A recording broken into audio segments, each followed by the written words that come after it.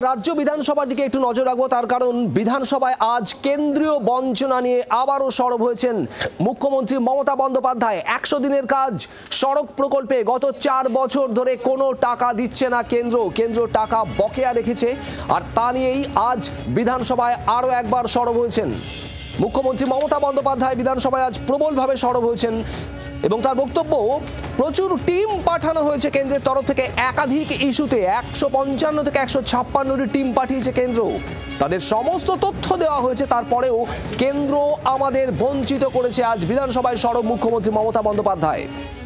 প্রবীর চক্রবর্তী আমাদের প্রতিনিধি রয়েছেন আমাদের সঙ্গে। প্রবীর, কেন্দ্রীয় বঞ্চনা নিয়ে আজ বিধানসভায় আবারও সরব মুখ্যমন্ত্রী, কি বললেন তিনি?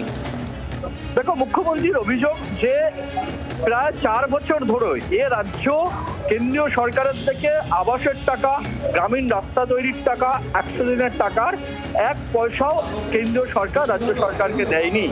এবং মুখ্যমন্ত্রীর অভিযোগ, যে কারণে পশ্চিমবঙ্গের টাকা আটকে দেওয়া হয়েছে অনিয়মের কারণ দেখিয়ে, সেই অনিয়ম গুজরাটেও আছে, উত্তরপ্রদেশে রয়েছে, বিজেপি শাসিত রাজ্যেও রয়েছে, সেখানে অভিযোগ রয়েছে। তারা টাকা পাচ্ছে, তাদেরকে টাকা দেওয়া হচ্ছে, পশ্চিমবঙ্গকে লাগাতার বঞ্চিত করা হচ্ছে গত 4 বছর ধরে এই অনিয়ম দেখিয়ে। এই গত 4 বছরে 155 থেকে 60টা টিম, সেন্ট্রাল টিম, তারা বাংলায় এসছে।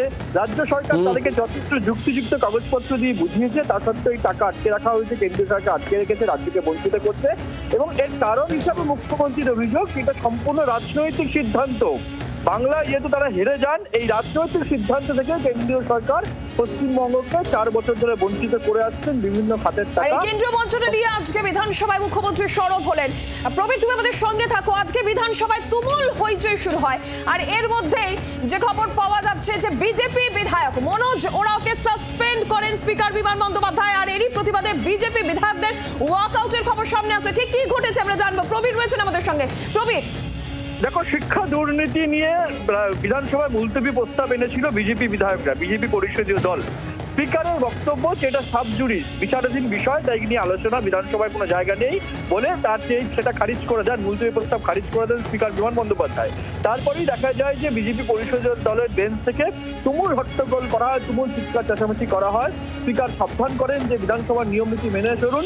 তা সত্ত্বেও যখন তারা চেঁচামেচি করে যাচ্ছিলেন, মুখ্যমন্ত্রী বক্তব্য রাখছিলেন, উল্টো দিকে অন্যান্য প্রশ্নের উত্তর দিচ্ছিলেন, বিজেপি পরিষদীয় দল তারা হট্টগোল করছিলেন, সেই সময় দাঁড়িয়ে স্পিকার তিনি বলেন যে বিধানসভার অন্দরে যদি পরিষদীয় নীতিতে নামানো হয় তাহলে কিন্তু এটা খুব খারাপ। এবং তারপরেই দেখা যায় স্পিকার মনোজ ওরাওকে এই যে চলতি অধিবেশনকে সাসপেন্ড করার নির্দেশ দেন, এবং মার্শাল দিয়ে পরে বিধায়ক মনোজ ওরাওকে অধিবেশন থেকে বার করে দেন স্পিকারের নির্দেশে।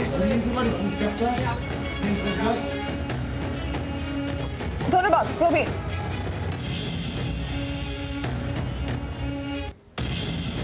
এদিকে আজ বিধানসভায় বিজেপিকে তোপ দেখেছেন মুখ্যমন্ত্রী মমতা বন্দ্যোপাধ্যায়। পুশব্যাক নিয়ে বাংলা ভাষায় কথা বললেই বাংলাদেশি বানিয়ে দিচ্ছেন। রাজ্য বিধানসভায় আজ বিজেপিকে এই মর্মেই তোপ মুখ্যমন্ত্রী মমতা বন্দ্যোপাধ্যায়ের। তিনি বলেন, পরিচয় পত্র থাকা সত্ত্বেও বাংলাদেশি বানিয়ে দিচ্ছেন। বিজেপি বিধায়কদের উদ্দেশ্যেই এই বক্তব্য, আপনাদের লজ্জা হওয়া উচিত। অধিবেশনে পদ্ম শিবিরকে তোপ মুখ্যমন্ত্রী মমতা বন্দ্যোপাধ্যায়ের। বাংলার আওয়াজ, বাঙালির আবেগ, জি 24 ঘন্টা।